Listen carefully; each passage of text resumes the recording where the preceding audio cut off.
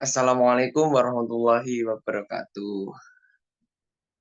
Perkenalkan, kami dari kelompok satu mata kuliah komunikasi interpersonal dengan anggota Evanti Andriani dengan NIM 4025, Bambang Zakwan Afizidki dengan NIM 4190, dan Aldian Putra Atmaja dengan NIM 4015 akan mempresentasikan materi tentang karakteristik komunikasi interpersonal dan model-model komunikasi. Next.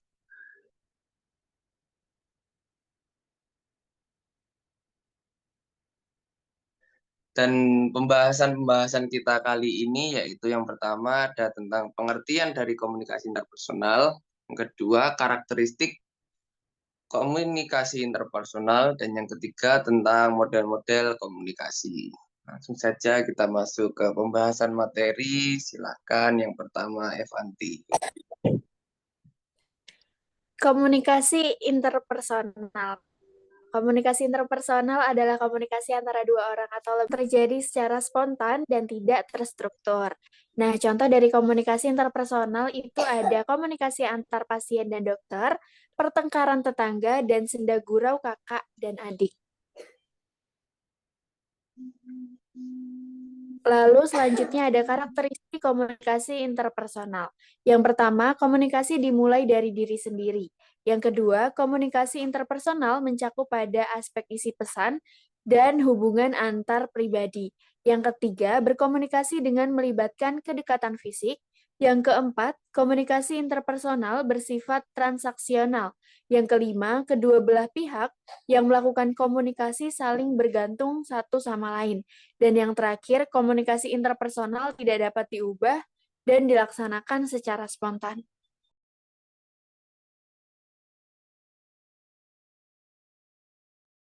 Baik, yang berikutnya ada tentang model-model komunikasi.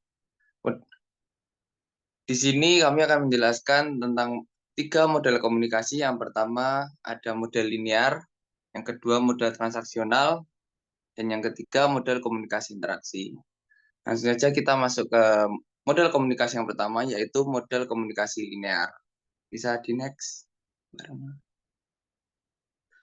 Jadi model komunikasi linear ini adalah komunikasi yang hanya terjadi satu arah dan tidak terjadi umpan balik atau tidak ada feedback, sehingga penerima pesan itu bersifat pasif.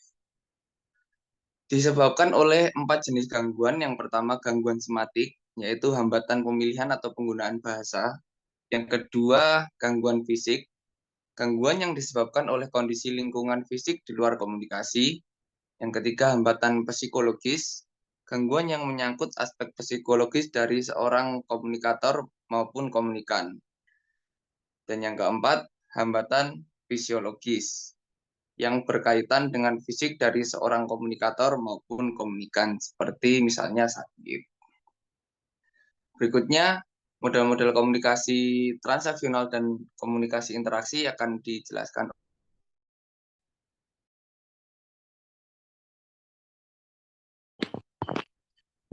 Tiga model komunikasi. Model transaksional. Oh iya, apa sih model komunikasi transaksional itu? Model komunikasi transaksional merupakan proses kooperatif antara pengirim dan penerima yang sama-sama bertanggung jawab terhadap dampak dan efektivitas komunikasi yang terjadi. Kita bisa melihat pada bagian di sebelahnya tentang antara komunikan memberikan umpan balik yang disalurkan kepada komunikator, atau bisa sebaliknya komunikator memberikan pesan kepada komunikan sehingga mendapatkan umpan balik.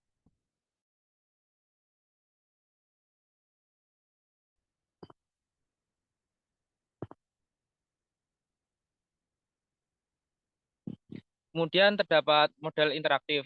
Model interaktif merupakan suatu kegiatan yang melibatkan keterhubungan secara timbal balik, di mana kegiatan ini dapat menimbulkan kegiatan yang lainnya. Seperti contoh, seperti contohnya antara guru dengan mahasiswa,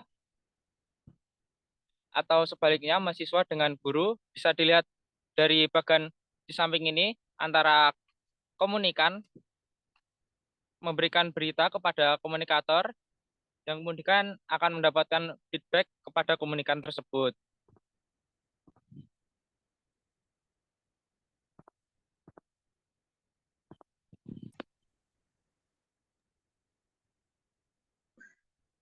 Baik,